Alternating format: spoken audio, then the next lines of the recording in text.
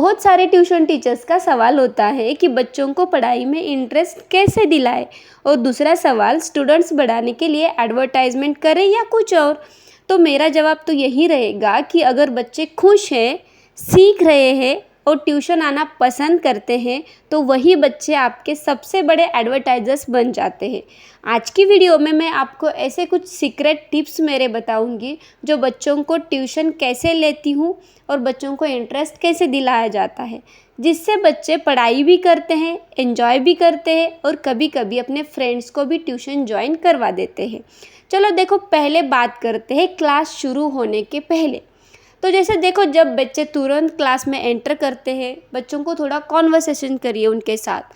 कुछ basic conversation means like देखो, आप पूछ सकते हैं स्कूल कैसा था, आज क्या इंटरेस्टिंग हुआ, किसने लंच फिनिश किया, या फिर आज लंच में क्या बना था। देखो, बच्चों को जब आप कुछ सवाल करते हो ट्यूशन में आने से, मतलब बच्चे देखो, अगर रेगुलरली आप सवाल पूछ रहे हैं बच्चों से, उनको भी आदत हो जाती है। बच्चे इंटरेस्ट दिलाते आंसर करने में भी कि आज मैम क्या पूछेंगे, या फिर आज मैं अगर मैम ने ऐसे पूछा तो मैं ऐसे आंसर करूँगा। इससे बच्चे का माइंड भी डेवलप होता है, उसकी ग्रोथ होती है। देन ऐसे नहीं है कि सिर्फ पढ़ाई के बारे में आप सिखाएंगे तो ही बच्चे ग्रो करेंगे, नॉट एट ऑल।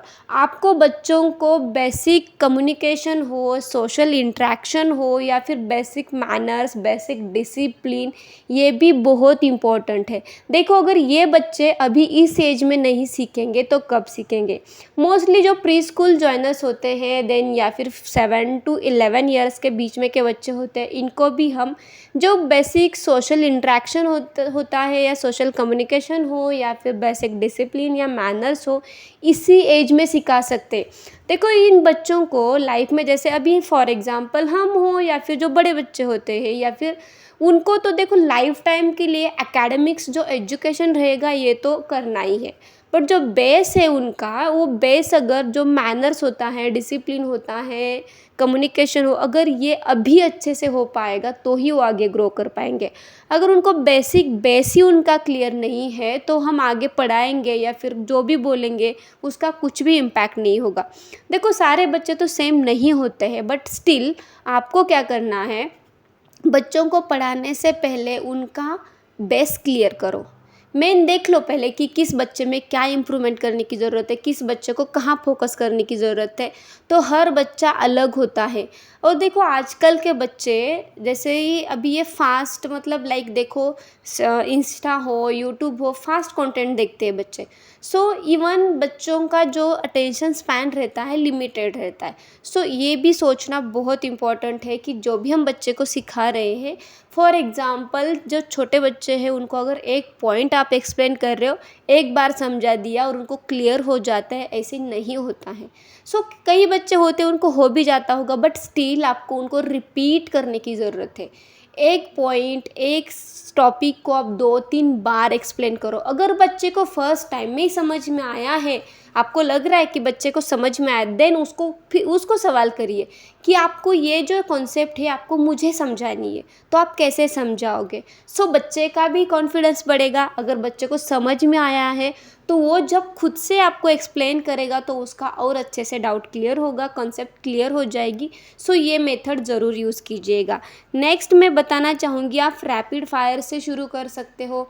जैसे फॉर एग्जांपल बच्चे स्टेबल हो जाएंगे। देखो, बच्चों से बोलिए कि चलो हम रैपिड फायर गेम खेलते हैं, जिसमें होगा मैं एक क्वेश्चन पूछूंगी जिस सबको आपको आंसर देना है। तो सारे बच्चे अटेंशन से सुन भी लेते हैं और जवाब देने में भी इंटरेस्ट बढ़ाते हैं।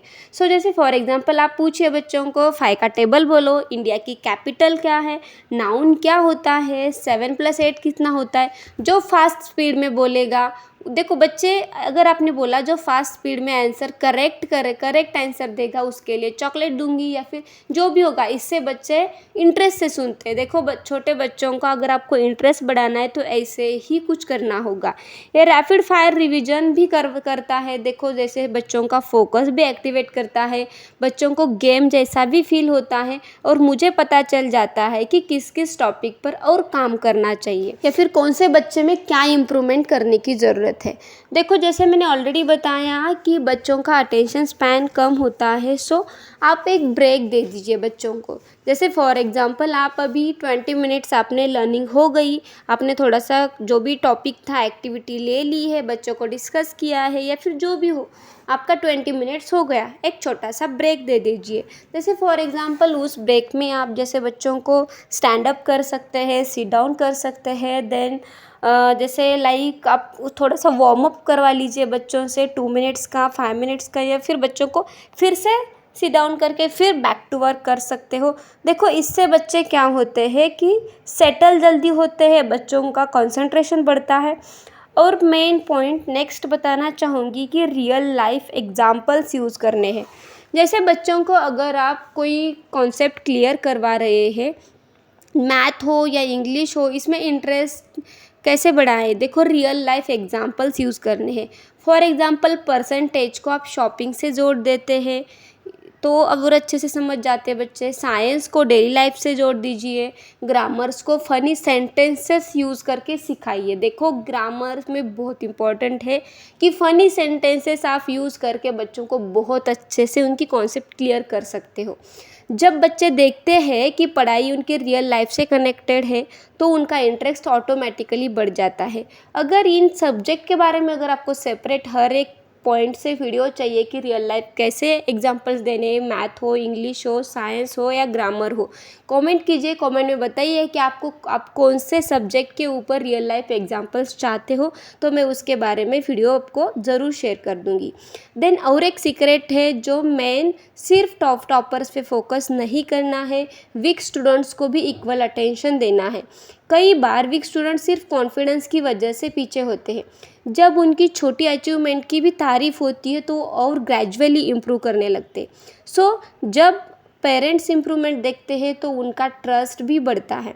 सो इससे क्या होता है कि बच्चे आपके ट्यूशन में अच्छे से पढ़ते हैं, देन वो और 4 बच्चों को भी ज्वाइन करवा देते हैं। तो ये आपकी एक एडवर्टाइजमेंट होती है आपके ट्यूशन के बच्चे।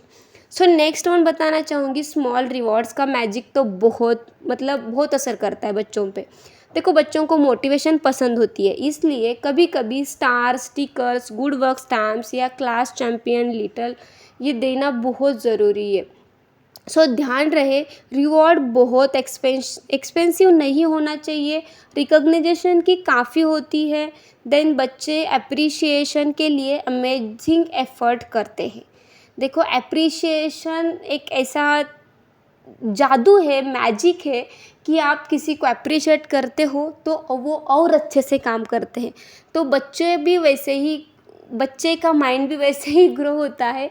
अगर आप बच्चे को अप्रिशिएट करोगे, अगर उसने छोटी मोटी भी अगर कुछ उसने इम्प्रूवमेंट दिख रही है तो उसको अप्रिशिएट करिए, नेक्स्ट टाइम और वो अच्छे से करेगा।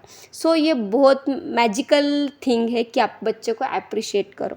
पेरेंट को अपडेट्स कैसे देनी है? देखो हर वीक में पेरेंट को शॉर्ट फीडबैक दे सकते हैं, किस सब्जेक्ट में इम्प्रूवमेंट करनी है, किस एरिया में प्रैक्टिस चाहिए।